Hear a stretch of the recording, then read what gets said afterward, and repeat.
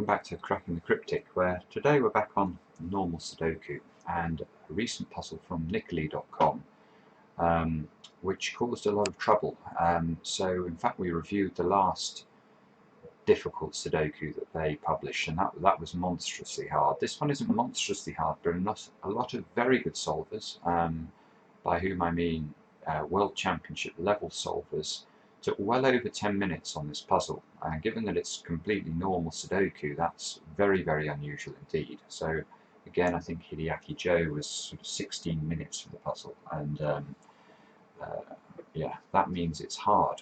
So I wanted to take a quick look at it now, and there are, I think, two very interesting stages in the solve, and this is an example of one of the better solves I found on the website. And those of you who aren't aware, Nickly.com is fantastic for reviewing how the best solvers in the world actually went about solving the puzzle, because it records every single solve that all the members do.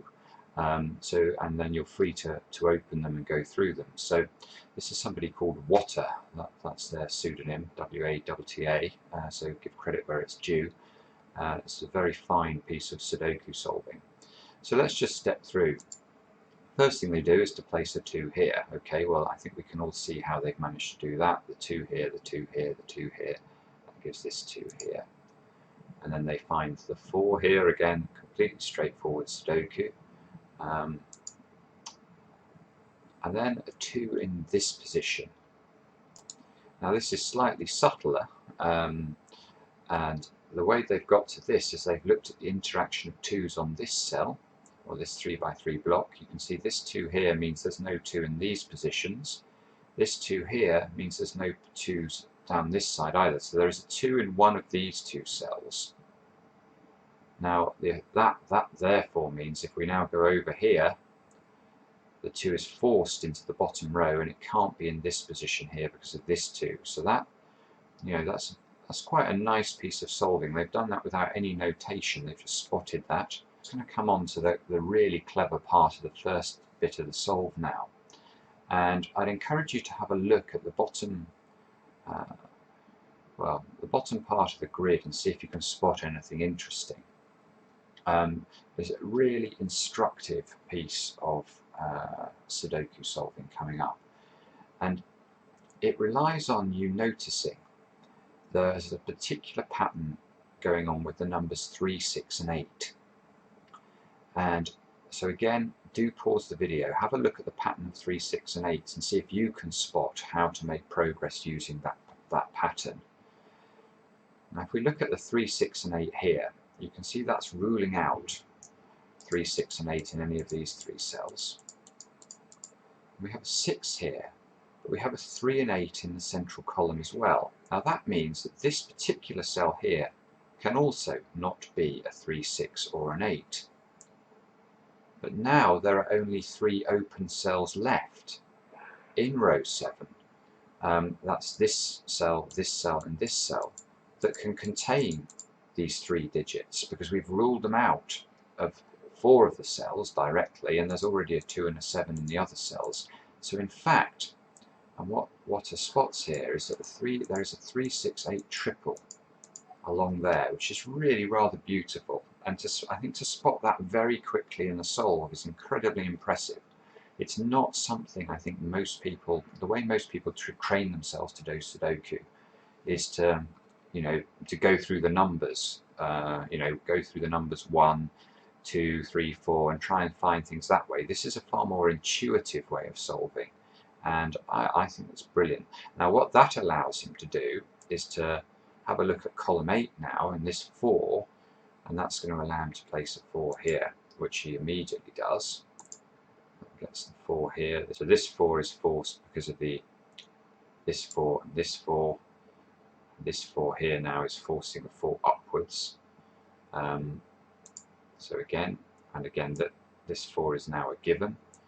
You might be able to spot now immediately there should be a 7 that can be placed here because of the interaction of this 7 and this 7 on this square. Yep, immediately goes in. Immediately goes in, straightforward Sudoku again. It's going to allow him to place a 7 here, I'm sure. Okay, and now you can also see, I think there's going to have to be a 7 in this position, which there is. And now, again, I'm going to encourage you to pause. This is the quiz part of the video. What was the next number that was placed? Because I think it's really rather clever. Now, what I'll do is I'll sort of gradually reveal to you where you need to look. So the first thing I'd say is you need to look at column 1. That's where the next number is going to go in. So see if you can now pause and spot how to do that. And I'm even going to tell you now what the number is that next goes in. It's a 6. So Watta is able to locate the position of a 6 in column 1. And I think this is again very interesting, because you can see if we go down the column we need to place the numbers 3, 5, 6 and 9, and if you scan the rows, you know, there's not an awful lot going on here. I mean, this cell, I suppose, is forced to be either a 5 or a 9, but well, that doesn't look like it's going to be greatly helpful. But what I think he does in terms of his mental sort of process here is he looks across here and sees a 6 in one of these 3 positions, so he knows there's no 6 here. He looks at this position and knows there's no 6 here, so now he knows the 6 is in either this position or this position. And I think he does a quick mental calculation, so he imagines there's a 6 here. You can see that would force a 6 into this position. It all looks like that might work, and I think he imagines the 6 is here, and he's able to see that the inference of that on this 3x3 box is an immediate fail, because the 6 would come across, this 6 would come up, and there would be nowhere left to place a 6 in this block.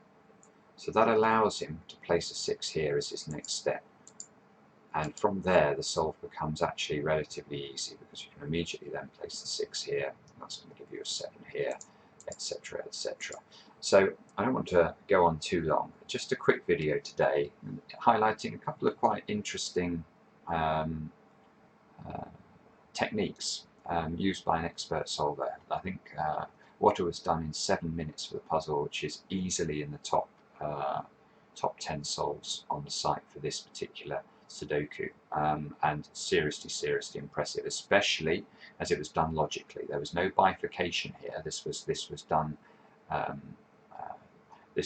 using pure Sudoku brilliance, I guess. So thanks for watching. If you enjoy the videos, please do subscribe to the channel, and we'll be back soon with another edition of Cracking Cryptic.